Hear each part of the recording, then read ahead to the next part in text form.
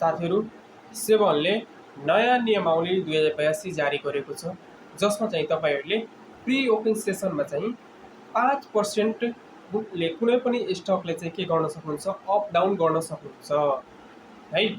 यानि कि 10:30 लिएर 10:45 चाहिँ कुनै पनि स्टकको चाहिँ 5%ले बढाउन सक्नुहुन्छ भने कुनै पनि स्टकमा चाहिँ तपाईहरूले चाहिँ 15% चाहिँ पोजिटिभ वा नेगेटिभ सर्किट लगाउन सक्नुहुन्छ है, जुन कि वैशाख 7 गतेदेखि स्टार्ट भइरहेको छ। कुनै पनि स्टक 15%ले अप वा डाउन हुन सक्छ है साथीहरू। सो यसमा चाहिँ तपाईहरूले ध्यान दिनुपर्ने हुन्छ। अब मार्केट चाहिँ एकदम हाइली भोलाटाइल हुनेछ। त्यसपछि नेप्से इन्डेक्समा चाहिँ तपाईहरूले दुईवटा चरणमा रहेको छ। एकचोटि 5% भयो भने 2 घन्टाको लागि चाहिँ मार्केट हेल्ड हुन्छ भने 8% भयो भने 2 घन्टापछि चाहिँ के हुन्छ, पुरै दिनको लागि मार्केट बन्द हुन्छ साथीहरू। सो यो अब